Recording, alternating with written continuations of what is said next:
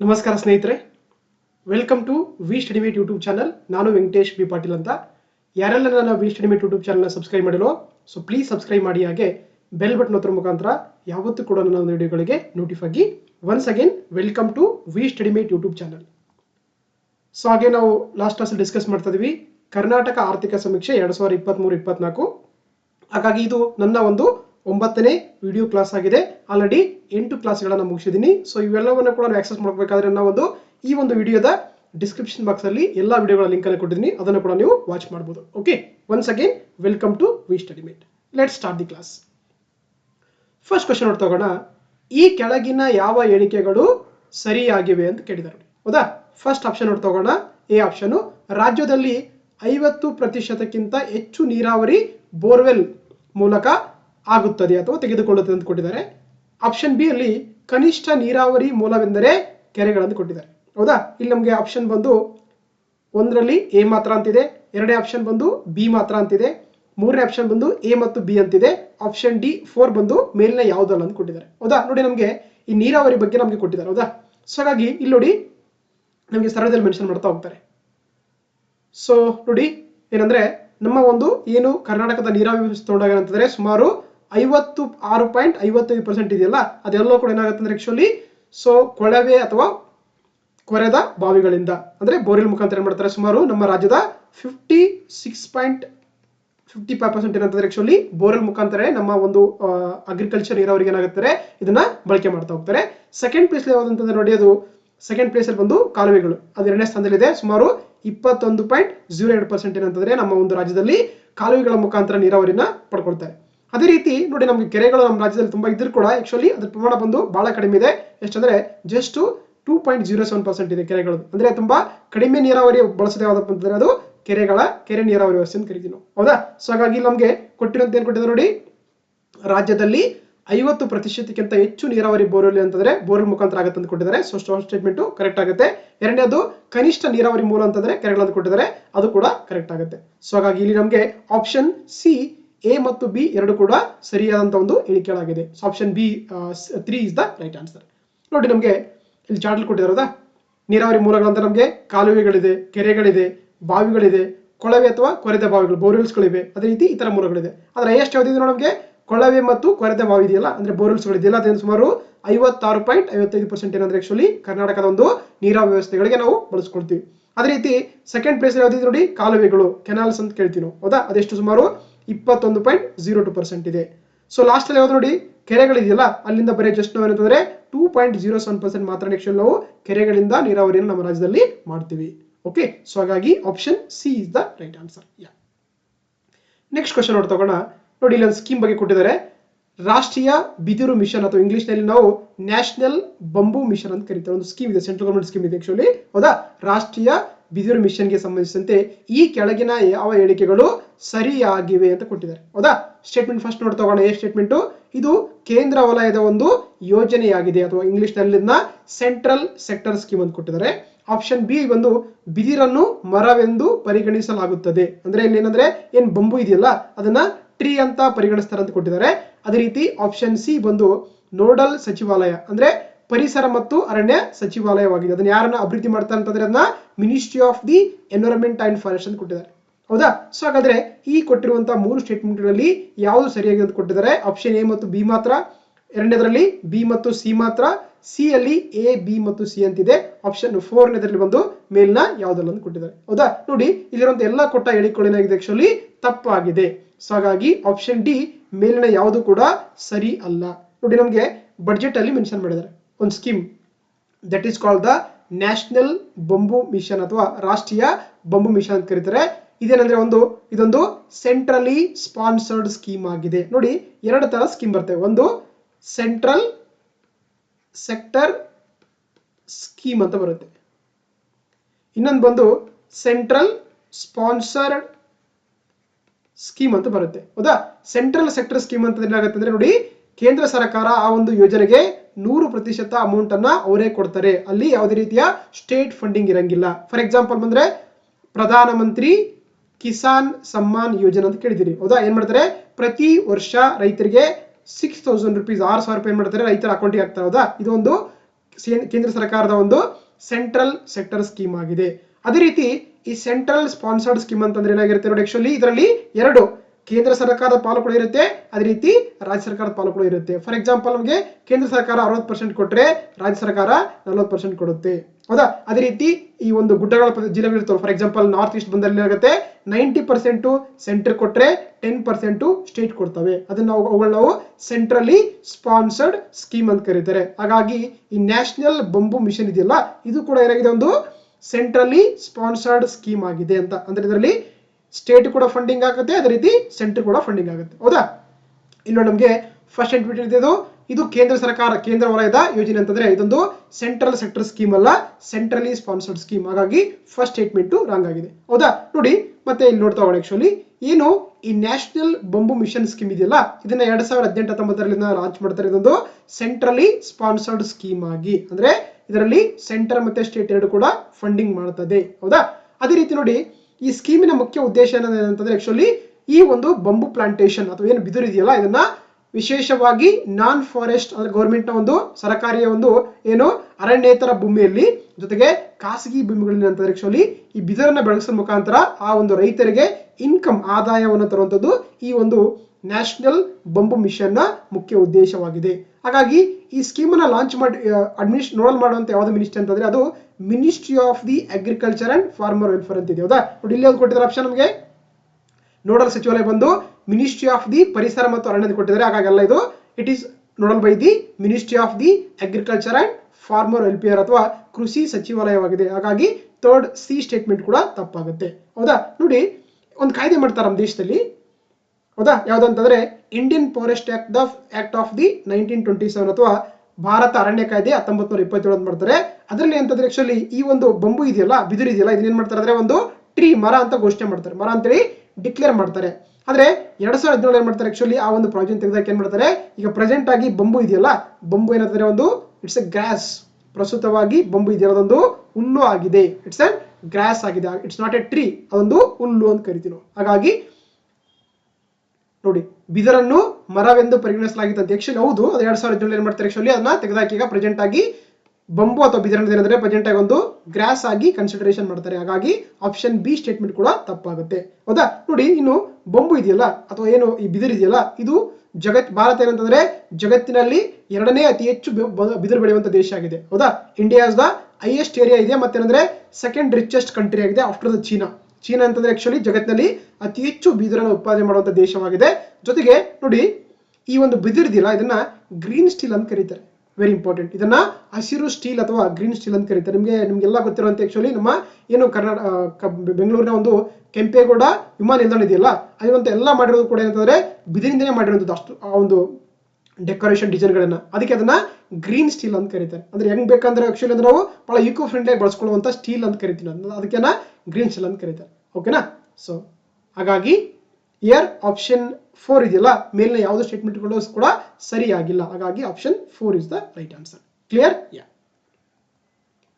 Next ನೋಡ್ ತಗೋಣ. ಇಲ್ಲಿ ಒಂದು ಆಕ್ಟ್ ಬಗ್ಗೆ ಕೇಳಿದ್ರೆ ಅದನ್ನ ಇಂಗ್ಲಿಷ್ ನಾವು ಬಯೋಲಾಜಿಕಲ್ ಡೈವರ್ಸಿಟಿ ಆಕ್ಟ್ ಆಫ್ 2002 ಅಥವಾ ಕನ್ನಡದಲ್ಲಿ ನಾವು ಜೈವಿಕ ವೈವಿಧ್ಯ ಕಾಯ್ದೆ 2002ಕ್ಕೆ ಸಂಬಂಧಪಟ್ಟಂತೆ ಈ ಕೆಳಗಿನ ಯಾವ ಹೇಳಿಕೆಗಳು ಸರಿಯಾಗಿವೆ ಅಂತ ಕ್ವಶನ್ ಕೇಳಿದ್ದಾರೆ, ಹೌದಾ. ಒಂದು ಆಕ್ಟ್ ಕೊಟ್ಟಿದ್ದಾರೆ biological diversity act of the 2002 ಅಥವಾ ಜೈವಿಕ ವೈವಿಧ್ಯ ಕಾಯ್ದೆ 2002. ನೋಡಿ ಫಸ್ಟ್ ಸ್ಟೇಟ್ಮೆಂಟ್ ನೋಡಿ ತಗೋಣ. ಈ ಕಾಯ್ದೆ ಅಡಿಯಲ್ಲಿ ರಾಷ್ಟ್ರೀಯ ಜೀವವೈವಿಧ್ಯ ಪ್ರಾಧಿಕಾರ ಮತ್ತು ಕರ್ನಾಟಕ ಜೀವವೈವಿಧ್ಯ ಮಂಡಳಿಯನ್ನ ಸ್ಥಾಪಿಸಲಾಗುತ್ತದೆ ಅಥವಾ ಲಾಯಿತು ಅಂತ ಕೊಟ್ಟಿದ್ದಾರೆ. ಸೆರೆಂಡದ್ ಬಂದು ಬೀಚ್ ಬಂದು ನೋಡುವ. ಇದರ ಮುಖ್ಯ ಉದ್ದೇಶವೆಂದರೆ ಸಂರಕ್ಷಣೆ ಮತ್ತು ಜೈವಿಕ ವೈವಿಧ್ಯತೆಯ ಸುಸ್ಥಿರ ಬಳಕೆ ಅಂತ ಕೊಟ್ಟಿದ್ದಾರೆ. ಆಪ್ಷನ್ ಸ್ಟೇಟ್ಮೆಂಟ್ ಸಿ ಅಲ್ಲಿ ಕೊಟ್ಟಿದ್ದಾರೆ ನೋಡಿ, ಕೇಂದ್ರ ಸರ್ಕಾರವು ಜೀವವೈವಿಧ್ಯ ಪರಂಪರೆಯ ತಾಣಗಳೆಂದು ಘೋಷಿಸುತ್ತದೆ ಅಂತ ಘೋಷಿಸುತ್ತದೆ ಅಂತ ಕೊಟ್ಟಿದ್ದಾರೆ. ಹಾಗಾದ್ರೆ ಈ ಕೊಟ್ಟಂತ 3 ಸ್ಟೇಟ್ಮೆಂಟ್ ಅಲ್ಲಿ ಯಾವುದು ಸರಿಯಾಗಿ ಅಂತ ಕೊಟ್ಟಿದ್ದಾರೆ. ಸೊ ಹಾಗಾಗಿ ನಮಗೆ ನೋಡಿ ಈ ಥರ್ಡ್ ಸ್ಟೇಟ್ಮೆಂಟ್ ಇದೆಯಲ್ಲ ಇದು ತಪ್ಪಾಗುತ್ತೆ. ಸೊ ಹಾಗಾಗಿ ಇಲ್ಲಿ ಓನ್ಲಿ ಎ ಮತ್ತು ಬಿ ಮಾತ್ರ ಸರಿಯಾಗುತ್ತೆ. Option 1 is the right answer ಆಗುತ್ತೆ. ನೋಡಿ ನಮಗೆ ಬಡ್ಜೆಟ್ ಅಲ್ಲಿ ಮೆನ್ಷನ್ ಮಾಡಿದ್ದಾರೆ, ಹೌದಾ. So biological diversity act of 2002 ಅಥವಾ ಜೈವಿಕ ವೈವಿಧ್ಯಗಳ ಕಾಯ್ದೆ 2002 ಇದ್ರಲ್ಲಿ ಏನ್ ಮಾಡ್ತಾರೆ ಅಂದ್ರೆ ಆಕ್ಚುಲಿ 3 ಬೋರ್ಡ್ಗಳನ್ನ ಕ್ರಿಯೇಟ್ ಮಾಡ್ತಾರೆ. ಯಾವ್ದಪ್ಪ ಅಂತಂದ್ರೆ ನೋಡಿ ರಾಷ್ಟ್ರ ಮಟ್ಟದಲ್ಲಿ ಏನ್ ಮಾಡ್ತಾರೆ ಅಂದ್ರೆ ಒಂದು ನ್ಯಾಷನಲ್ ಬಯೋಡೈವರ್ಸಿಟಿ ಅಥಾರಿಟಿ ಅಥವಾ ಕನ್ನಡದಲ್ಲಿ ನಾವು ರಾಷ್ಟ್ರೀಯ ಜೀವವೈವಿಧ್ಯ ಪ್ರಾಧಿಕಾರ ಅಂತ ಕರೀತಾರೆ. ಹೌದಾ, ಇದು ರಾಷ್ಟ್ರ ಮಟ್ಟದ ಒಂದು ಬಾಡಿ ಆಗಿದೆ. ಅದೇ ರೀತಿ ರಾಜ್ಯ ಮಟ್ಟದಲ್ಲಿ ಸ್ಟೇಟ್ ಬಯೋಡೈವರ್ಸಿಟಿ ಬೋರ್ಡ್ಸ್ ಅಥವಾ ರಾಜ್ಯ ಜೈವಿಕ ವೈವಿಧ್ಯ ಒಂದು ಮಂಡಳಿ ಅಂತ ಕರೀತಾರೆ. ಅದೇ ರೀತಿ ಸ್ಥಳೀಯ ಮಟ್ಟದಲ್ಲಿ ಲೋಕಲ್ ಲೆವೆಲ್ ಏನ್ ಮಾಡ್ತಾರೆ ಅಂದ್ರೆ ಬಯೋಡೈವರ್ಸಿಟಿ ಮ್ಯಾನೇಜ್ಮೆಂಟ್ ಕಮಿಟಿಗಳನ್ನ ಮಾಡ್ತಾ ಹೋಗ್ತಾರೆ. ಸೊ ಇದೊಂದು 3 ಟೈರ್ ಸಿಸ್ಟಮ್ ಮಾಡ್ತಾರೆ ಅಂಡರ್ ದ ಯಾವುದು biological diversity act of the 2002 ಪ್ರಕಾರ. ಹಾಗಾಗಿ ನಮ್ಮ ರಾಜ್ಯದಲ್ಲಿ ಕೂಡ ಮಾಡಿದ್ದಾರೆ, ಅದು ಕರ್ನಾಟಕ ಬಯೋಡೈವರ್ಸಿಟಿ ಬೋರ್ಡ್ ಅಂತ ಕರೀತಾರೆ. ನೋಡಿ, ಈ ಒಂದು ಕಾಯ್ದೆ ಮಾಡಿದಾರಲ್ಲ, ಇದರ ಮುಖ್ಯ ಉದ್ದೇಶ ಅಂದ್ರೆ ನೋಡಿ actually conservation of biological diversity ಅಂದ್ರೆ ಜೈವಿಕ ವೈವಿಧ್ಯವನ್ನ ಸಂರಕ್ಷಿಸುವಂತದ್ದು ಮತ್ತೆ ಅದನ್ನ ಸುಸ್ಥಿರವಾಗಿ ಬೆಳೆಸುವಂತದ್ದು. ಹೌದಾ, ಸಸ್ಟೈನಬಲ್ ಯೂಸ್ ಮಾಡುವಂತದ್ದು. ಜೊತೆಗೆ ಅದೇನೆಲ್ಲ ಆ ಒಂದು ರಿಸೋರ್ಸ್ ಬಂದಿರುತ್ತೆ ಅದನ್ನ ಎಲ್ಲರಿಗೂ ಕೂಡ ಈಕ್ವಲ್ ಆಗಿ ಸಮನಾಗಿ ಹಂಚಿಕೆ ಮಾಡುವಂಥದ್ದು ಈ ಒಂದು ಆಕ್ಟ್ ನ ಮುಖ್ಯ ಉದ್ದೇಶ ಆಗಿದೆ. ಹೌದಾ, ಇಲ್ಲಿ ಕೊಟ್ಟಿದ್ದಾರೆ ನಮಗೆ. ಈ ಕಾಯ್ದೆ ಅಡಿಯಲ್ಲಿ ಏನ್ ಮಾಡ್ತಾರೆ, ರಾಷ್ಟ್ರೀಯ ಜೀವ ವೈವಿಧ್ಯ ಪ್ರಾಧಿಕಾರ ಮತ್ತು ಕರ್ನಾಟಕ ಮಾಡಿದ್ದಾರೆ. ಇದು ಫಸ್ಟ್ ಸ್ಟೇಟ್ಮೆಂಟ್ ಸರಿಯಾಗುತ್ತೆ. ಸೆಕೆಂಡ್ ಸ್ಟೇಟ್ಮೆಂಟ್ ಅಂತಂದ್ರೆ ಇದರ ಮುಖ್ಯ ಉದ್ದೇಶ ಅಂದ್ರೆ ಸಂರಕ್ಷಣೆ ಮತ್ತು ಜೈವಿಕ ವೈವಿಧ್ಯತೆಯ ಸುಸ್ಥಿರ ಬಳಕೆ ಅಂತ ಕೊಟ್ಟಿದ್ದಾರೆ. ಸೊ ಹಾಗಾಗಿ ಇದು ಕೂಡ ಕರೆಕ್ಟ್ ಆಗುತ್ತೆ. ನೋಡಿ, ಇನ್ನು ಥರ್ಡ್ ಸ್ಟೇಟ್ಮೆಂಟ್ ಇಲ್ಲಿ ನೋಡ್ತಾ ಹೋಗೋಣ. ಮತ್ತೆ ಜೊತೆ ಗೊತ್ತಿರಲಿ, ರಾಜ್ಯ ಮಟ್ಟದಲ್ಲಿ ನ್ಯಾಷನಲ್ ಬಯೋಡೈವರ್ಸಿಟಿ ಬೋರ್ಡ್ ಇರುತ್ತೆ, ಅಥಾರಿಟಿ ಇರುತ್ತೆ. ರಾಜ್ಯ ಮಟ್ಟದಲ್ಲಿ ಸ್ಟೇಟ್ ಬಯೋಡೈವರ್ಸಿಟಿ ಬೋರ್ಡ್ಸ್ ಇರುತ್ತೆ. ಅದೇ ರೀತಿ ಸ್ಥಳೀಯ ಮಟ್ಟದಲ್ಲಿ ಬಯೋಡೈವರ್ಸಿಟಿ ಮ್ಯಾನೇಜ್ಮೆಂಟ್ ಕಮಿಟಿ ಅಂತ ಇರುತ್ತೆ. ಆದ್ರೆ ಈ ಒಂದು ಕೇಂದ್ರಾಡಳಿತ ಪ್ರದೇಶಗಳಿದೆಯಲ್ಲ, ಅಲ್ಲಿ ಯಾವುದೇ ರೀತಿ ಸಪರೇಟ್ ಆಗಿರುವಂತ ಬಾಡಿ ಇರಂಗಿಲ್ಲ. So there is no state biodiversity boards ಅಂತ ಕರೀತಾರೆ. ಹೌದಾ, ಅಂದ್ರೆ ಇದಕ್ಕೆ ಯುಟಿನೇ ಏನ್ ಮಾಡುತ್ತೆ, ಸೊ ನ್ಯಾಷನಲ್ ಬಯೋಡೈವರ್ಸಿಟಿ ಅಥಾರಿಟಿನೇ ಯುಟಿಗಳಲ್ಲೂ ಕೂಡ ಕೆಲಸ ಮಾಡ್ತಾ ಹೋಗುತ್ತೆ. ಸೊ ಹಾಗಾಗಿ there is no state biodiversity boards for the union territory ಅಂತ ಗೊತ್ತಿರಬೇಕು ನಿಮಗೆ. ಜೊತೆಗೆ ಈ ಕಾಯ್ದೆಯಲ್ಲಿ ಏನ್ ಮಾಡ್ತಾರೆ ಅಂದ್ರೆ ನೋಡಿ, ಒಂದು ಸೆಕ್ಷನ್ 37 ಪ್ರಕಾರ ಏನ್ ಮಾಡ್ತಾರೆ ಅಂದ್ರೆ ಒಂದು ಕೆಲವೊಂದು ಪ್ರದೇಶಗಳನ್ನ ಬಯೋಡೈವರ್ಸಿಟಿ ಹೆರಿಟೇಜ್ ಸೈಟ್ಸ್ ಅಂತ ಕರೀತಾರೆ. ಹೌದಾ, ಇನ್ನು ಕನ್ನಡದಲ್ಲಿ ನಾವು ಸಾರಿ ಜೈವಿಕ ವೈವಿಧ್ಯ ಪಾರಂಪರಿಕ ತಾಣಗಳು ಅಂತ ಕರೀತಾರೆ. ಓಕೆ, ಅಥವಾ ಜೀವ ವೈವಿಧ್ಯ ಪಾರಂಪರಿಕ ತಾಣಗಳು ಅಥವಾ ಇಂಗ್ಲಿಷ್ ನಲ್ಲಿ ಬಯೋಡೈವರ್ಸಿಟಿ ಹೆರಿಟೇಜ್ ಸೈಟ್ಸ್ ಅಂತ ಕರೀತಾರೆ.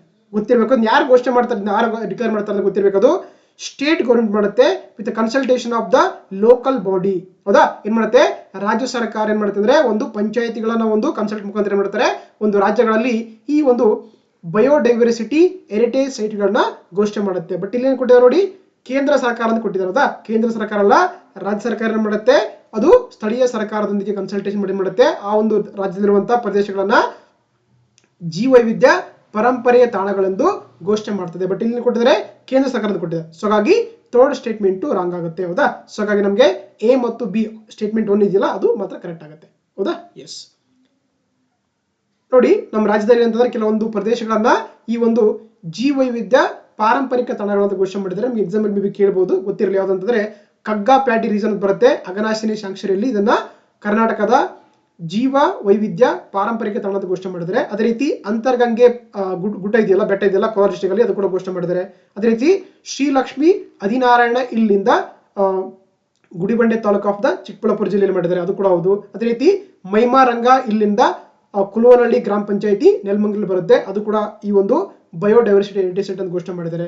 ಅದೇ ರೀತಿ Urumbi village stretch of the Kumaradhara river Dakshina Kannada district ಬರುತ್ತೆ, ಅದು ಕೂಡ ಘೋಷಣೆ ಮಾಡಿದ್ದಾರೆ. ಅದೇ ರೀತಿ ರಾಮಪತ್ರೆ ಜಡ್ಡಿಯಿಂದ ಕಥಲೇಖನ ಫಾರೆಸ್ಟ್ ಅಲ್ಲಿ ಉತ್ತರ ಕನ್ನಡ ಬರುತ್ತೆ, ಅದು ಕೂಡ ಘೋಷಣೆ ಮಾಡಿದ್ದಾರೆ. ಜೊತೆಗೆ ದೇವಿ ಕಾರಣಿ ಅಂಡ್ ರೋರಿಚ್ ಎಸ್ಟೇಟ್ ಇಲ್ಲಿ ಬೆಂಗಳೂರು ಅರಮನೆ ಬರುತ್ತೆ, ಇದನ್ನು ಕೂಡ ಏನ್ ಮಾಡಿದ್ದಾರೆ ಅಂದ್ರೆ ನಮ್ಮ ರಾಜ್ಯದಲ್ಲಿ ಇವೆಲ್ಲ ಕೂಡ ಜೀವ ವೈವಿಧ್ಯಗಳ ಪಾರಂಪರಿಕ ತಾಣ ಅಂತ ಘೋಷಣೆ ಮಾಡಿದರೆ. ಗೊತ್ತಿರಬೇಕು, ಇದನ್ನು ಘೋಷಣೆ ಮಾಡೋದು ರಾಜ್ಯ ಸರ್ಕಾರ with consultation of the local government ಗೊತ್ತಿರಬೇಕು. ಓಕೆನಾ, ಸೊ ಹಾಗಾಗಿ here option A is the right answer. Yeah, next question ನೋಡ್ತಾ ಹೋಗೋಣ.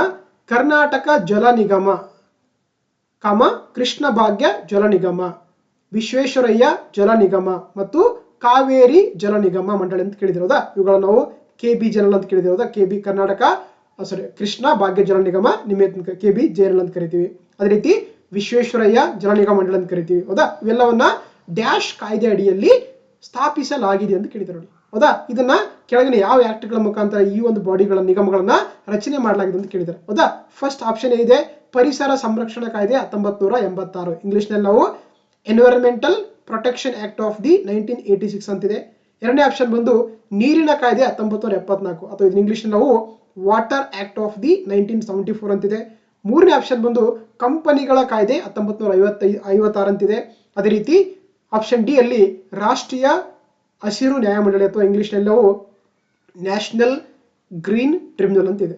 ಸೊ ಹಾಗಾದ್ರೆ ಈ ಒಂದು KBGNL, ಕರ್ನಾಟಕ ಜಲ ನಿಗಮ ಮಂಡಳಿ ಇವೆಲ್ಲವನ್ನ ಕೂಡ ಯಾವ್ದೆಲ್ಲ ಮಾಡಿದ್ದಾರೆ ಅದ್ರ ಗೊತ್ತಿರ್ಬೇಕು ನಮಗೆ. ಅದು ಕಂಪನಿಗಳ ಕಾಯ್ದೆ 1956 ಇದೆಯಲ್ಲ, ಇದರ ಮುಖಾಂತರ ಏನ್ ಮಾಡ್ತಾರೆ ಆಕ್ಚುಲಿ ಈ ನಮ್ಮ ರಾಜ್ಯದಲ್ಲಿ ನೀರಾವರಿಯನ್ನ ಕರೆಕ್ಟ್ ಅಂದ್ರೆ ಸರಿಯಾಗಿ ಬಳಕೆ ಮಾಡಕ್ಕೆ ಈ ಒಂದು ಬಾಡಿಗಳನ್ನ ಮಾಡಿರುವಂತದ್ದು under the company act of the 1956. So ಹಾಗಾಗಿ option C is the right answer.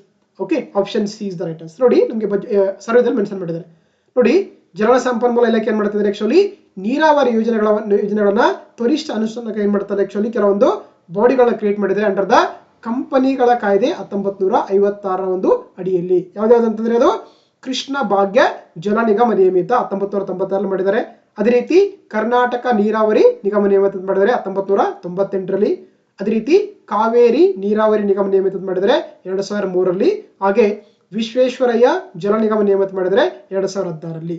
Okay, so ಎಲ್ಲ ಕೂಡ ಮಾಡಿದ್ದು ಅಂಡರ್ ದ ಕಂಪನಿಗಳ ಕಾಯ್ದೆ 1956 ಅಡಿಯಲ್ಲಿ. ಓಕೆ, ಏನು ಈ ಕೃಷ್ಣ ಭಾಗ್ಯ ಜಲ ನಿಗಮ ಇದೆಯಲ್ಲ, ಇದೇನ್ ಮಾಡುತ್ತೆ ನಮ್ಮ ರಾಜ್ಯದಲ್ಲಿ ಕೃಷ್ಣಾ ನದಿ ನೀರನ್ನ ಬಹಳ ಸುಸ್ಥಿರವಾಗಿ ಬಳಕೆ ಮಾಡಕ್ಕೆ. ಫಾರ್ ಎಕ್ಸಾಂಪಲ್ ನಿಮ್ಗೆಲ್ಲ ಗೊತ್ತಿರುವಂತೆ ಅಪ್ಪರ್ ಕೃಷ್ಣಾ ಪ್ರಾಜೆಕ್ಟ್ ಅಂತ ಕೇಳ್ತಾರೆ, ಹೌದಾ? UKP ಅಂತ ಕೇಳಿದೀನಿ ಕೂಡ, ಕೃಷ್ಣಾ ಮೇಲ್ದಂಡೆ ಯೋಜನೆ ಅಂತ ಕರೀತಾರೆ. ಈ ತರ ಯೋಜನೆಗಳ ಮುಖಾಂತರ ಅಂದ್ರೆ ನಮ್ಮ ರಾಜ್ಯದಲ್ಲಿ ಈ ನದಿಗಳ ನೀರಾವರಿಯನ್ನ ತುಂಬಾ ಅಚ್ಚುಕಟ್ಟಾಗಿ ಮಾಡೋದು ಈ ಒಂದು ಬಾಡಿಗಳ ಮುಖ್ಯ ಉದ್ದೇಶ ಆಗಿದೆ. ಓಕೆನಾ? ಸೊ ಹಾಗಾಗಿ option C is the right answer. Next ನೋಡ್ ತಗೋಣ. ಈ ಕೆಳಗಿನ ಯಾವ ಹೇಳಿಕೆಗಳು ತಪ್ಪಾಗಿದೆ, ಯಾವ್ದು ಇನ್ಕರೆಕ್ಟ್ ಆಗಿದೆ ಅಂತ ಕೇಳ್ತಾರೆ, ಹೌದಾ? ಸ್ಟೇಟ್ಮೆಂಟ್ ಏನ್ ನೋಡ್ ತಗೋಣ. ಎತ್ತಿನಹೊಳೆ ಕುಡಿಯುವ ನೀರಿನ ಯೋಜನೆಯು ತುಮಕೂರು, ಹಾಸನ, ಕೋಲಾರ ಮತ್ತು ರಾಮನಗರದಂತ ನೀರಿನ ಕೊರತೆ ಜಿಲ್ಲೆಗಳಿಗೆ ನೀರನ್ನ ಸಾಬೀತುಪಡಿಸುವುದು ಕೊಡುವಂಥದ್ದು ಅಂತ ಕೊಟ್ಟಿದ್ದಾರೆ. ಆಪ್ಷನ್ ಬಿ ಅಲ್ಲಿ ವೇದಾವತಿ ನದಿಗೆ ನಿರ್ಮಿಸಲಾದ ವಾಣಿ ವಿಲಾಸ ಸಾಗರ ಅಣೆಕಟ್ಟು ಅಥವಾ ವಾಣಿ ವಿಲಾಸ ಸಾಗರ ಅಣೆಕಟ್ಟು ಏನ್ ಮಾಡಿದ್ರೆ ಆಕ್ಚುಲಿ ವೇದಾವತಿ ನದಿಗೆ ಅಡ್ಡಲಾಗಿ ನಿರ್ಮಿಸಲಾಗಿದ ಅಣೆಕಟ್ಟಾಗಿದೆ ಅಂತ ಕೊಟ್ಟಿದ್ದಾರೆ. ಆಪ್ಷನ್ ಸಿ ಅಲ್ಲಿ ಎತ್ತಿನ ಹೊಳೆ ಇದೆಯಲ್ಲ, ಇದು ವೇದಾವತಿ ನದಿಯ ಉಪನದಿಯಾಗಿದೆ ಅಂತ ಕೊಟ್ಟಿದ್ದಾರೆ. ಅದೇ ರೀತಿ ಮಾದಾಯಿ ಮತ್ತು ಜುವಾರಿ ನದಿಗಳಿದೆಯಲ್ಲ, ಇವುಗಳು ಗೋವಾದ ಜೀವನಾಡಿ ನದಿಗಳಾಗಿದೆ ಅಂತ ಕೊಟ್ಟಿದ್ದಾರೆ. ಇಲ್ಲಿ ಏನಾದ್ರೆ ನೋಡಿ, ಯಾವ ಕೊಟ್ಟಂತ ಹೇಳಿಕೆಗಳು ತಪ್ಪಾಗಿದೆ ಅಂತ ಕೊಟ್ಟಿದ್ದಾರೆ, ಹೌದಾ? ಇಲ್ಲಿ ನಮಗೆ ಆಪ್ಷನ್ ಸಿ ಇದೆಯಲ್ಲ, ಎತ್ತಿನಹೊಳೆ ವೇದಾವತಿ ನದಿಯ ಉಪನದಿ ಅಂತ ಕೊಟ್ಟಿದ್ದಾರೆ, ಇದು ನಮಗೆ ತಪ್ಪಾದಂತ ಸ್ಟೇಟ್ಮೆಂಟ್ ಆಗಿದೆ. ನೋಡಿ, ನಮ್ಗೆ ಈ ಒಂದು ಯೋಜನೆ ತುಂಬಾ ಇಂಪಾರ್ಟೆಂಟ್, ಯಾಕಂದ್ರೆ ನಮಗೆ ಸರಳ ಮೆನ್ಷನ್ ಮಾಡಿದ್ದಾರೆ, ಹೌದಾ? ಎತ್ತಿನಹೊಳೆ ಕುಡಿಯುವ ನೀರಿನ ಯೋಜನೆ ಅಥವಾ ಎತ್ತಿನಹೊಳೆ ಡ್ರಿಂಕಿಂಗ್ ವಾಟರ್ ಪ್ರಾಜೆಕ್ಟ್ ಅಂತ ಕರೀತಾರೆ. ಈ ಒಂದು ಯೋಜನೆಯ ಮುಖ್ಯ ಉದ್ದೇಶ ಅಂದ್ರೆ ಆಕ್ಚುಲಿ ನಮ್ಮ ರಾಜ್ಯ ಇರುವಂತಹ ಕೆಲವೊಂದು ನೀರಿನ ಒಂದು ಸ್ಕ್ಯಾರ್ಸಿಟಿ ಇರುವಂತಹ ಜಿಲ್ಲೆಗಳಾದಂತ ಚಿಕ್ಕಬಳ್ಳಾಪುರ ಆಗಿರ್ಬೋದು, ಕೋಲಾರ ಆಗಿರ್ಬೋದು, ಹಾಸನ ಆಗಿರ್ಬೋದು, ಚಿತ್ರದುರ್ಗ, ತುಮಕೂರು, ರಾಮನಗರ, ಬೆಂಗಳೂರು ಗ್ರಾಮಾಂತರ ಇದೆಯಲ್ಲ, ಇಲ್ಲಿ ಅಂದ್ರೆ ಆಕ್ಚುಲಿ ನಮಗೆ ನೀರಿನಿಗೆ ಸಾಕಷ್ಟು ಒಂದು ಪ್ರಾಬ್ಲಮ್ಸ್ ಇದೆ. ಅದಕ್ಕೆ ಏನ್ ಮಾಡ್ತಾರೆ ಅಂದ್ರೆ ಆಕ್ಚುಲಿ ಈ ಎತ್ತಿನಹೊಳೆ ಕುಡಿಯುವ ನೀರಿನ ಮುಖಾಂತರ ಈ ಒಂದು ಎಲ್ಲ ಜಿಲ್ಲೆಗಳಿಗೆ ಅಲ್ಲಿರುವಂತಹ ಪ್ರದೇಶಗಳಿಗೆ ಏನ್ ಮಾಡ್ತಾರೆ ಕುಡಿಯುವ ನೀರನ್ನು ಒದಗಿಸುವಂಥದ್ದು ಈ ಸ್ಕೀಮಿನ ಮುಖ್ಯ ಉದ್ದೇಶವಾಗಿದೆ. That is called the Ettinahole ಕುಡಿಯುವ ನೀರಿನ ಯೋಜನೆ ಅಂತ ಕರೀತಾರೆ, ಹೌದಾ? ಹಾಗಾದ್ರೆ ಈ ಎತ್ತಿನ ಯೋಜನೆ ಪ್ರಾಜೆಕ್ಟ್ ಇದೆಯಲ್ಲ, ಆಕ್ಚುಲಿ ನೋಡಿ ಎತ್ತಿನಹೊಳೆ ಯಾಕೆ ಇಟ್ಟಿದ್ದಾರೆ ಅಂದ್ರೆ ಇದೊಂದು ನದಿ ಹೆಸರು, ಇದೊಂದು ವೆಸ್ಟ್ ಫ್ಲೋವಿಂಗ್ ರಿವರ್ ಅಂತ ಕರೀತಾರೆ, ಇದೊಂದು ಪಶ್ಚಿಮಾಭಿಮುಖ ಇರುವಂತಹ ನದಿಯಾಗಿದೆ ಎತ್ತಿನಹೊಳೆ. ಆಕ್ಚುಲಿ ಎತ್ತಿನಹೊಳೆ ಇದೆಯಲ್ಲ, ಇದು ನೇತ್ರಾವತಿ ನದಿಯ ಉಪನದಿಯಾಗಿದೆ, ಹೌದಾ? ನಮ್ಗೆ ಏನ್ ಕೊಟ್ಟಿದ್ರು ಆಪ್ಷನ್ಸ್ ಅಲ್ಲಿ, ಎತ್ತಿನಹೊಳೆಯು ವೇದಾವತಿ ಅಲ್ಲ, it's A tributary of the Netravati. ಅದಕ್ಕಾಗಿ ಈ ಒಂದು ಸ್ಟೇಟ್ಮೆಂಟ್ ತಪ್ಪಾಗಿರುವಂತದ್ದು, ಹೌದಾ? ಸೊ ಹಾಗಾಗಿ ಎತ್ತಿನಹೊಳೆ ಇದೆಯಲ್ಲ, ಇದು ನೇತ್ರಾವತಿ ನದಿಯ ಉಪನದಿಯಾಗಿದೆ, ನಾಟ್ ಎ ವೇದಾವತಿ ಅಂತ ಕೊಟ್ಟಿದ್ದಾರೆ, ಹೌದಾ? ನೋಡ್ತಗೋಣ. ನೋಡಿ, ಸೊ ಹಾಗಾಗಿ ಏನಂದ್ರೆ ಇದೊಂದು ವೆಸ್ಟ್ ಫ್ಲೋವಿಂಗ್ ರಿವರ್ ಆಗಿದೆ, it's A tributary of the Netravati ಆಗಿದೆ. ಸೊ ಹಾಗಾಗಿ ಏನಂದ್ರೆ ನೋಡಿ, ಇದು ವಿಶೇಷವಾಗಿ ಏನಂತಂದ್ರೆ ಆಕ್ಚುಲಿ ಯಾವುದು ವಾಟರ್ ಸ್ಕ್ಯಾರ್ಸಿಟಿ ಡಿಸ್ಟ್ರಿಕ್ಟ್ ಆಗಿರುವಂತ ರಾಮನಗರ, ಕೋಲಾರ, ಹಾಸನ, ತುಮಕೂರು, ಬೆಂಗಳೂರು, ಚಿಕ್ಕಬಳ್ಳಾಪುರ ಏನ್ ಮಾಡ್ತಾರೆ ಆಕ್ಚುಲಿ ಈ ಒಂದು ಪ್ರದೇಶಗಳಿಗೆ ಕುಡಿಯುವ ನೀರನ್ನು ಒದಗಿಸುವಂತಾಗಿದೆ. ಅದೇ ರೀತಿ ಇದನ್ನ ಕರೀತಾರೆ ನೇತ್ರಾವತಿ ರಿವರ್ ಡೈವರ್ಷನ್ ಪ್ರಾಜೆಕ್ಟ್ ಅಂತ ಕೂಡ ಕರೀತಾರೆ. ಇದನ್ನ ಎತ್ತಿನಹೊಳೆ ಪ್ರಾಜೆಕ್ಟ್ ಅನ್ನ it is also called as the Netravati river diversion project ಅಂತ ಕರೀತಾರೆ. ಇದರಿಂದ ಏನಂದ್ರೆ ಸುಮಾರು 8 ಡ್ಯಾಮ್ಗಳು ಕಟ್ತಾ ಇದ್ದಾರೆ. ಇದರಿಂದ ಆಕ್ಚುಲಿ ಅಲ್ಲಿರುವಂತಹ ಸಾಕಷ್ಟು ವನ್ಯಜೀವಿಗಳಿಗೆ ಎಫೆಕ್ಟ್ ಆದಂತ ಸಾಕಷ್ಟು ಜನ ಏನಂದ್ರೆ ಪರಿಸರವಾದಿಗಳಿಂದ ಈ ಒಂದು ಸ್ಕೀಮ್ ಅನ್ನ ಅಪೋಸ್ ಮಾಡ್ತಿದ್ದಾರೆ. ಓಕೆನಾ? That is all about the ಅಂತ ಕರಿಬಹುದು. ನೋಡಿ, ಮತ್ತೆ ಈ ವಾಣಿ ವಿಲಾಸ್ ಸಾಗರ್ ಇದೆಯಲ್ಲ, ಇದೇನಂದ್ರೆ ಆಕ್ಚುಲಿ ವೇದಾವತಿ ನದಿಗೆ ವೇದಾವತಿ ನದಿಗೆ ಅಡ್ಡಲಾಗಿ ಕಟ್ಟಿರುವಂತಹ ಒಂದು ಅಣೆಕಟ್ಟಾಗಿದೆ. ಅದನ್ನ ನಾವು ವಾಣಿ ವಿಲಾಸ ಸಾಗರ್ ಅಂತ ಕರೀತಾರೆ, ಹೌದಾ? ಸೊ ಇಲ್ಲಿ ಗೊತ್ತಿರಬೇಕು. ಸೊ ಹಾಗಾಗಿ ನಮಗೆ ಇಲ್ಲಿ ಕೊಟ್ಟಿರುವಂತದ್ದು ಏನಂತಂದ್ರೆ ಆಪ್ಷನ್ ಸಿ ಇದೆಯಲ್ಲ, ಇದು ಎತ್ತಿನಹೊಳೆ ಏನಂತಾರೆ ಆಕ್ಚುಲಿ ನೇತ್ರಾವತಿ ನದಿಯ ಉಪನದಿ ಆಗಿರುವಂತದ್ದು. ಹಾಗಾಗಿ ಆಪ್ಷನ್ ಸಿ ಅನ್ನುವಂಥದ್ದು ರಾಂಗ್ ಸ್ಟೇಟ್ಮೆಂಟ್ ಆಗಿರುವಂತದ್ದು. ಓಕೆ, ನೆಕ್ಸ್ಟ್ ನೋಡ ತಗೋಣ. ಯುಗಾಚಿ ನದಿಯು ಡ್ಯಾಶ್ ನದಿಯ ಉಪನದಿಯಾಗಿದೆ ಅಂತ ಕೊಟ್ಟಿದ್ದಾರೆ. ಸಿಂಸಾ ನದಿ, ಅರ್ಕಾವತಿ ನದಿ, ಹೇಮಾವತಿ ನದಿ, ಲಕ್ಷ್ಮಣ ತೀರ್ಥ ನದಿ. ನೋಡಿ, ನಮಗೆ ಆಕ್ಚುಲಿ ನೋಡಿ ಎಕನಾಮಿಕ್ಸ್ ಅಲ್ಲಿ ಮೆನ್ಷನ್ ಮಾಡಿದ್ದಾರೆ. ಹಾಗಾಗಿ ಯುಗಾಚಿ ನದಿ ಇದೆಯಲ್ಲ ಇದು ಆಕ್ಚುಲಿ ಹೇಮಾವತಿ ನದಿಯ ಉಪನದಿಯಾಗಿದೆ. ಹೌದಾ?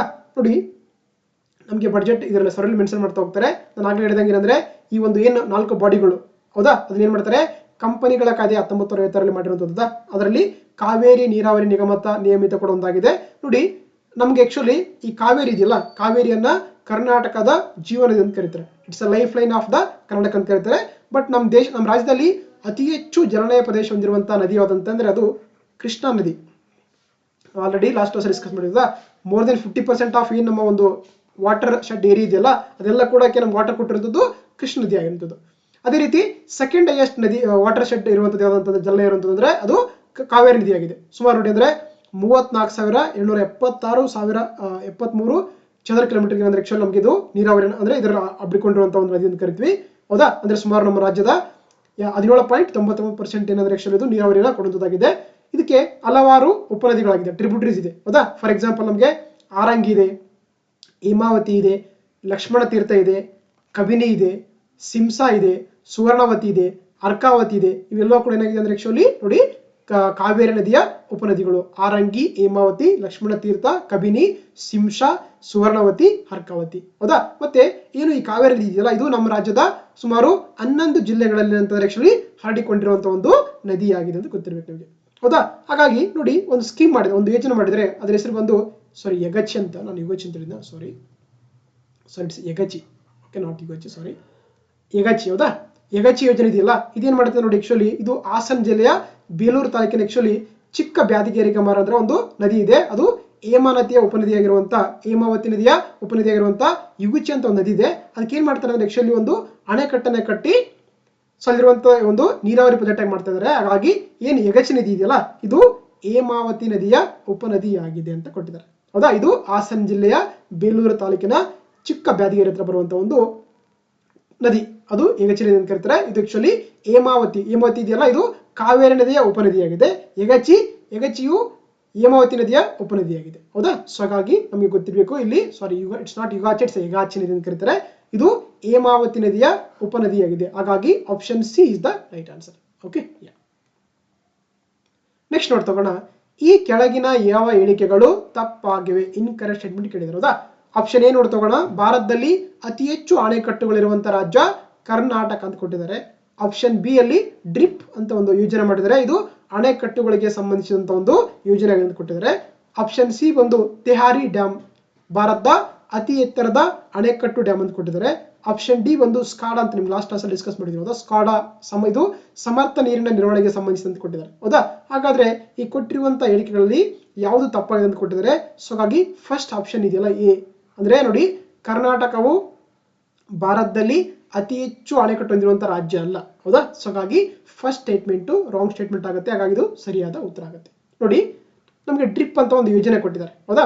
ಸರ್ವೇದಲ್ಲಿ ಡ್ರಿಪ್ ಅಂದ್ರೆ ಇಂಗ್ಲಿಷ್ ನಲ್ಲಿ ಇದನ್ನ dam rehabilitation and improvement project ಅಂತ ಕರೀತಾರೆ. ಕನ್ನಡದಲ್ಲಿ ಅಣೆಕಟ್ಟು ಪುನಶ್ಚೇತನ ಮತ್ತು ಸುಧಾರಣೆ ಯೋಜನೆ ಅಂತ ಕರೀತಾರೆ. ಹೌದಾ? ಅಂದ್ರೆ ಈ ಡ್ರಿಪ್ ಪ್ರಾಜೆಕ್ಟ್ ಮುಖಾಂತರ ಏನ್ ಮಾಡ್ತಾರೆ ಆಕ್ಚುಲಿ ಡ್ಯಾಮ್ ಗಳನ್ನ ರಿಪೇರಿ ಮಾಡ್ತಾರೆ, ಅವುಗಳನ್ನ ಪುನಶ್ಚೇತನಗೊಳಿಸುವಂಥದ್ದು ಈ ಒಂದು ಡ್ರಿಪ್ ನ ಮುಖ್ಯ ಉದ್ದೇಶವಾಗಿದೆ. ಜೊತೆಗೆ ಕರ್ನಾಟಕ ಇದೆಯಲ್ಲ, ಕರ್ನಾಟಕದಲ್ಲಿ ಸುಮಾರು ಅಂದ್ರೆ ನಮ್ಮ ರಾಜ್ಯದಲ್ಲಿ 231 ಡ್ಯಾಮ್ಗಳಿದೆ, ಅಣೆಕಟ್ಟುಗಳಿದೆ. ಹೌದಾ? ಹಾಗಾಗಿ ನಮ್ಮ ಭಾರತದಲ್ಲಿ ಬಂದಾಗ ಕರ್ನಾಟಕ ಸ್ಥಾನ 5ನೇ ಅತಿ ಹೆಚ್ಚು ಡ್ಯಾಮ್ಗಳಿರುವಂತಹ ರಾಜ್ಯ ಅಂತಂದ್ರೆ ಅದು ಕರ್ನಾಟಕ ಆಗಿದೆ. It's not A first state ಆಗಿದೆ, ಇಟ್ಸ್ 5th ಸ್ಟೇಟ್ ಆಗಿದೆ. ಹಾಗಾದ್ರೆ ನಮ್ಮ ದೇಶದಲ್ಲಿ ಅತಿ ಹೆಚ್ಚು ಅಣೆಕಟ್ಟು ಹೊಂದಿರುವಂತಹ ರಾಜ್ಯ ಯಾವುದು ಅದು ಮಹಾರಾಷ್ಟ್ರ. ನೋಡಿ, ಹೌದಾ? Maharashtra is the maximum number of large dams ಇದೆ. ಅಂದ್ರೆ ನೋಡಿ ಸುಮಾರು 1845 ಡ್ಯಾಮ್ಸ್ ಇದೆ ಮಹಾರಾಷ್ಟ್ರದಲ್ಲಿ. ಸೆಕೆಂಡ್ ಪ್ಲೇಸ್ ಅಲ್ಲಿ ಮಧ್ಯಪ್ರದೇಶದಲ್ಲಿ 905 ಇದೆ. ಥರ್ಡ್ ಪ್ಲೇಸ್ ಅಲ್ಲಿ ಬಂದು ಗುಜರಾತ್ ಅಲ್ಲಿ ಇದೆ 666 ಇದೆ. ನಮ್ಮ ಕರ್ನಾಟಕದಲ್ಲಿ ಬಂದಾಗ 233 ಇದೆ, ಸೊ 31 ಇದೆ, ಅದು 5ನೇ ಸ್ಥಾನಕ್ಕಿದೆ. ಹೌದಾ? ಸೊ ಹಾಗಾಗಿ ನೋಡಿ ಏನಂದ್ರೆ ಭಾರತದಲ್ಲಿ ಅತಿ ಹೆಚ್ಚು ಅಣೆಕಟ್ಟು ಹೊಂದಿರುವಂತಹ ರಾಜ್ಯ ಯಾವ್ದಪ್ಪ ಅಂತಂದ್ರೆ ಅದು ನಮಗೆ ಮಹಾರಾಷ್ಟ್ರ, ನಮ್ದು 5ನೇ ಸ್ಥಾನದಲ್ಲಿದೆ. ಸೊ ಹಾಗಾಗಿ ಫಸ್ಟ್ ಸ್ಟೇಟ್ಮೆಂಟ್ ಸರಿಯಾಗಿದೆ. ಅದೇ ರೀತಿ ಡ್ರಿಪ್ ಅಂತ ಹೇಳಿದ್ರೆ ಹೌದಾ, ಇದೇನಂತಂದ್ರೆ ಆಕ್ಚುಲಿ ಈ ಒಂದು ಅಣೆಕಟ್ಟುಗಳನ್ನ ಜಲಾಶಯಗಳನ್ನ ಪುನಶ್ಚೇತನಗೊಳಿಸುವಂತ ಒಂದು ಸ್ಕೀಮ್ ಆಗಿದೆ. ಹಾಗಾಗಿ ಸ್ಟೇಟ್ಮೆಂಟ್ ಸರಿಯಾಗುತ್ತೆ. ಅದೇ ರೀತಿ ತೆಹಾರಿ ಇದೆಯಲ್ಲ, ಇದು ಅತಿ ಎತ್ತರದ ಒಂದು ಅಣೆಕಟ್ಟಾಗಿದೆ. ಹೌದಾ? ಹೈಯೆಸ್ಟ್ ಡ್ಯಾಮ್ಸ್ ಅಂತಂದ್ರೆ ಯಾವ್ದು ನೋಡಿ, ಇದು ತೆಹರಿ ಡ್ಯಾಮ್ ಅಂತ ಕರಿತೀವಿ. ಇದಿರುವಂತದ್ದು ಉತ್ತರಾಖಂಡದಲ್ಲಿ, ಇದು ಭಾಗೀರಥಿ ನದಿ ಇರುವಂತಹ ಒಂದು ಡ್ಯಾಮ್ ಆಗಿದೆ. ಅದು ತೆಹರಿ ಡ್ಯಾಮ್ ಅಂತ ಕರೀತಾರೆ. ಇದು ಅತ್ಯಂತ ಹೈಯೆಸ್ಟ್ ಡ್ಯಾಮ್ಸ್ ಇನ್ ಇಂಡಿಯಾ ಅಂತ ಕರೀತಾರೆ. ಅದೇ ರೀತಿ ಲಾಂಗೆಸ್ಟ್ ಡ್ಯಾಮ್ ಅಂತ ಗೊತ್ತಿರಬೇಕಾದ್ರೆ ನಮಗೆ ಹಿರಾಕುಡ್ ಡ್ಯಾಮ್ ಇದೆ ಒಡಿಶಾದಲ್ಲಿ. ಇದು ಮಹಾನದಿಗೆ ಜಾಯಿಂಟ್ ಆಗಿರೋ ಕಟ್ಟಿರುವಂತ ಒಂದು ಅಣೆಕಟ್ಟು ಅಂತ ಕರೀತಾರೆ. ಅದೇ ರೀತಿ ಓಲ್ಡೆಸ್ಟ್ ಡ್ಯಾಮ್ ಅಂತಂದ್ರೆ ನಮ್ಮ ರಾಜ್ಯದಲ್ಲಿ ದೇಶದಲ್ಲಿ ಬಂದಾಗ ಅದು ಕೊಲ್ಲಾನೆ ಡ್ಯಾಮ್ ಅಂತ ಕರೀತಾರೆ, ತಮಿಳುನಾಡಲ್ಲಿದೆ, ಅದು ಕಾವೇರಿ ನದಿಗೆ. ಓಕೆನಾ. ಸೊ ಹಾಗಾಗಿ ತೇರಿ ಇದೆಯಲ್ಲ, ಇದು ತೇರಿ ಡ್ಯಾಮ್ ಇದೆಯಲ್ಲ, ಇದು ಭಾರತದ ಅತಿ ಎತ್ತರದ ಒಂದು ಡ್ಯಾಮ್ ಆಗಿದೆ. ಅದೇ ರೀತಿ ಸ್ಕಾಡಾ ಬಗ್ಗೆ ನಾವು ಆಲ್ರೆಡಿ ಡಿಸ್ಕಸ್ ಮಾಡಿದ್ವಿ ಲಾಸ್ಟ್ ಕ್ಲಾಸಲ್ಲಿ, ಹೌದಾ. ಸ್ಕಾಡಾ ಅಂತಂದ್ರೆ ಆಕ್ಚುಲಿ ಫುಲ್ ಫಾರ್ಮ್ ಏನಿದೆ ನೋಡಿ, supervisory control and data acquisition ಅಂತ ಕರೀತಾರೆ, ಹೌದಾ. ನಮಗೆ ಲಾಸ್ಟ್ ಇಯರ್ ಏನ್ ಮಾಡ್ತಾರೆ ಮೋದಿ ಅವರು 2023 ಏನ್ ಮಾಡ್ತಾರೆ, ಆಕ್ಚುಲಿ ನಮ್ಮ ಯಾದಗಿರಿ ಜಿಲ್ಲೆಯ ನಾರಾಯಣಪುರದಲ್ಲಿ ಈ ಒಂದು ತಂತ್ರಜ್ಞಾನ ಅಳವಡಿಸ್ಕೊಳ್ಳೋಕೆ ಓಪನಿಂಗ್ ಬಂದಿರ್ತಾರೆ, ಹೌದಾ. Supervisory control and data supervision ಕರೀತಾರೆ, ಇದ್ರ ಅಕ್ವಿಸಿಷನ್ ಅಂತ ಕರೀತಾರೆ. ಇದ್ರ ಮುಖಾಂತರ ಏನ್ ಮಾಡ್ತಾರೆ, ಆಕ್ಚುಲಿ ಆ ನೀರಲ್ಲಿ ಡ್ಯಾಮ್ ಇರುವಂತಹ ನೀರುಗಳನ್ನ ತುಂಬಾ ಸುಸ್ಥಿರವಾಗಿ ಬಳಸ್ಕೊಳ್ಳುವಂಥದ್ದು ಒಂದು ಸಿಸ್ಟಮ್ ಆನ್ಲೈನ್ ಅಂದ್ರೆ ಟೆಕ್ನಾಲಜಿ ಮುಖಾಂತರ ಈ ಒಂದು ಸ್ಕೀಮ್ ಅನ್ನು ಬಳಸ್ತಾ ಹೋಗ್ತಾರೆ. ಅದನ್ನ ನಾವು ಸ್ಕಾಡಾ ಒಂದು ಟೆಕ್ನಾಲಜಿ ಅಂತ ಕರೀತಾರೆ. ಓಕೆ, ಹಾಗಾಗಿ ಇದು ಕೂಡ ಆಕ್ಚುಲಿ ಅಂತಂದ್ರೆ ನೀರಿನ ಸಮರ್ಥನೆ ಸಂಬಂಧಪಟ್ಟ ಒಂದು ಸಿಸ್ಟಮ್ ಅಂತ ಕರೀತಾರೆ, ಹೌದಾ. ಸೊ ಇದು ಕೂಡ ಕರೆಕ್ಟ್ ಆಗುತ್ತೆ. ಇಯರ್ ಆಪ್ಷನ್ ಎ ಅನ್ನುವಂಥದ್ದು ತಪ್ಪಾದ ಎಣಿಕೆ ಆಗಿದೆ, ಹಾಗಾಗಿ option A is the right answer. Okay, yeah. Next ನೋಡಿ ತಗೋಣ. ಪಶ್ಚಿಮ ವಾಹಿನಿ ಯೋಜನೆಯು ಕೆಳಗೆ ಡ್ಯಾಶ್ಗೆ ಸಂಬಂಧಿಸಿದ ಕೊಟ್ಟಿದ್ದಾರೆ. ಸಾರಿಗೆ ವ್ಯವಸ್ಥೆ, ಟ್ರಾನ್ಸ್ಪೋರ್ಟೇಷನ್ ಸಿಸ್ಟಮ್ ಅಂತ ಕೊಟ್ಟಿದ್ದಾರೆ. ಆಪ್ಷನ್ ಬಿ ಅಲ್ಲಿ ನೀರಿನ ಸಂಗ್ರಹಣೆ ಮತ್ತು ಸಂರಕ್ಷಣೆ ಅಂತ ಕೊಟ್ಟಿದ್ದಾರೆ. ಆಪ್ಷನ್ ಸಿ ಅಲ್ಲಿ ಮ್ಯಾಂಗ್ರೋವ್ಗಳ ಸಂರಕ್ಷಣೆ ಅಂತ ಕೊಟ್ಟಿದ್ದಾರೆ. ಆಪ್ಷನ್ ಡಿ ಇಲ್ಲಿಂದು ಕೇಂದ್ರ ವಲಯದ ಯೋಜನೆ ಅಥವಾ ಸೆಂಟ್ರಲ್ ಸೆಕ್ಟರ್ ಸ್ಕೀಮ್ ಅಂತ ಕೊಟ್ಟಿದ್ದಾರೆ, ಹೌದಾ. ನೋಡಿ, ಈ ಪಶ್ಚಿಮ ವಾಹಿನಿ ಯೋಜನೆ ಇದೆಯಲ್ಲ, ಇದೇನಂತಂದ್ರೆ ಆಕ್ಚುಲಿ ನೀರಿನ ಸಂಗ್ರಹಣೆ ಮತ್ತು ಸಂರಕ್ಷಣೆ ಸಂಬಂಧಪಟ್ಟ ಒಂದು ಯೋಜನೆ ಆಗಿದೆ. ಸೊ ಹಾಗಾಗಿ option B is the right answer. ನೋಡಿ, ನಮಗೆ ಸ್ಥಳದಲ್ಲಿ ಮೆನ್ಷನ್ ಮಾಡಿದ್ದಾರೆ, ಹೌದಾ. ಪಶ್ಚಿಮ ವಾಹಿನಿ ಯೋಜನೆ ಅಂತ ಕರೀತಾರೆ. ಇದೇನಂದ್ರೆ ನೋಡಿ, ಆಕ್ಚುಲಿ ಏನು ನಮಗೆ ಈ ಒಂದು ಪಶ್ಚಿಮ ಘಟ್ಟಗಳಿದೆಯಲ್ಲ, ಅಲ್ಲಿ ಏನ್ ಮಾಡ್ತವೆ, ಹಲವಾರು ನದಿಗಳು ಏನ್ ಮಾಡ್ತವೆ, ಆಕ್ಚುಲಿ ಪಶ್ಚಿಮ ಕರೆದು ಅರಬ್ಬಿ ಸಮುದ್ರ ಸೇರ್ತವೆ. ಅವಾಗ ಏನಾಗುತ್ತೆ, ಆ ನೀರೆಲ್ಲ ವೇಸ್ಟ್ ಆಗುತ್ತೆ.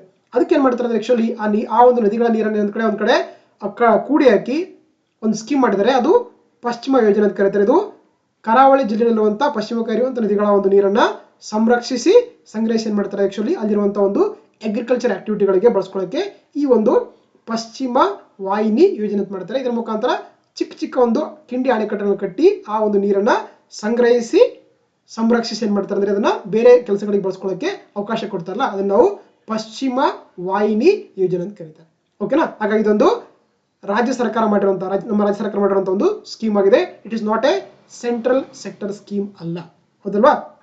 ನಿಮ್ಗೆ ಆಲ್ರೆಡಿ ಲಾಸ್ಟ್ ಕ್ಲಾಸಲ್ಲಿ ಡಿಸ್ಕಸ್ ಮಾಡಿದ್ವಿ. ನಾವು ಕರ್ನಾಟಕದಲ್ಲಿ ಪಶ್ಚಿಮ ಇರುವಂತಹ ನದಿಗಳಿಗೆ ಒಂದು ಸೂತ್ರ ಮಾಡಿದ್ವಿ, ಹೌದಾ. ಏನ್ ಕೊಡ್ ಮಾಡಿದ್ವಿ, ಮಗನೇ ಅವಕಾಶ ಅಂತ ಕರೀತಾರೆ. ಮಗನೇ, ಮ ಅಂದ್ರೆ ಮಾದಾಯಿ, ಗ ಅಂದ್ರೆ ಗಂಗಾವಳಿ, ನೇ ಅಂದ್ರೆ ನೇತ್ರಾವತಿ, ಅ ಅಂದ್ರೆ ಅಘನಾಶಿನಿ, ಬೋ ಅಂದ್ರೆ ವರಾಯಿ, ಕ ಅಂದ್ರೆ ಕಾಳಿ, ಶ ಅಂದ್ರೆ ಶರಾವತಿ. ಇವೆಲ್ಲ ಏನಾಗಿದೆ ಅಂದ್ರೆ ಆಕ್ಚುಲಿ ವೆಸ್ಟ್ ಫ್ಲೋಯಿಂಗ್ ರಿವರ್ಸ್ ಅಂತ ಕರಿತೀವಿ, ಅಥವಾ ಪಶ್ಚಿಮಾಭಿಮುಖ ಹರಿಯುವಂತಹ ನದಿಗಳಂತ ಕರೀತಾರೆ. ಮಗನೇ ಅವಕಾಶ ಅಂತೂ ಶಾರ್ಟ್ ಟ್ರಿಕ್ಸ್ ಆಗಿದೆ. ಓಕೆನಾ. ಸೊ ಹಾಗಾಗಿ ಇಲ್ಲಿ ನೋಡಿ, ಈ ಒಂದು ಏನು ಯೋಜನೆ ಇದೆಯಲ್ಲ, ಇದು ನೀರಿನ ಸಂಗ್ರಹಣೆ ಮತ್ತು ಸಂರಕ್ಷಿಸಲ್ಪಟ್ಟಂತ ಯೋಜನೆ ಆಗಿದೆ. ಹಾಗಾಗಿ option B is the right answer. Okay, next ನೋಡಿ ತಗೋಣ. ಅಟಲ್ ಭೂಜಲ ಯೋಜನೆಗೆ ಸಂಬಂಧಿಸಿದಂತೆ ಒಂದು ಸ್ಕೀಮ್ ಮಾಡಿದಾರೆ ಸೆಂಟ್ರಲ್ ಗವರ್ಮೆಂಟ್ ಅಲ್ಲಿ, ಅದನ್ನ ಅಟಲ್ ಭೂಜಲ್ ಯೋಜನೆ ಅಂತ ಕರೀತಾರೆ. ಈ ಕೊಟ್ಟಿರುವಂತ ಹೇಳಿಕೆಗಳಲ್ಲಿ ಯಾವುದು ಸರಿ ಅಂತ ಕೊಟ್ಟಿದ್ದಾರೆ, ಹೌದಾ. ಆಪ್ಷನ್ ಎ ನೋಡಿ ತಗೋಣ, ಅಂತರ್ಜಲ ಸಂಪನ್ಮೂಲಗಳ ನಿರ್ವಹಣೆಯನ್ನ ಸುಧಾರಿಸಲು ಕೊಟ್ಟಿದ್ದಾರೆ. ಆಪ್ಷನ್ ಬಿ ಅಲ್ಲಿ ಜಲಶಕ್ತಿ ಸಚಿವಾಲಯದಿಂದ ಜಾರಿಗೊಳಿಸಲು ಅಂತ ಕೊಟ್ಟಿದ್ದಾರೆ. ಮತ್ತೆ ಇದೊಂದು ಕೇಂದ್ರ ಪ್ರಾಯೋಜಿತ ಸೆಂಟ್ರಲಿ ಸ್ಪಾನ್ಸರ್ಡ್ ಅಂತ ಕರಿತೀವಿ ಯೋಜನೆ ಅಂತ ಕೊಟ್ಟಿದ್ದಾರೆ.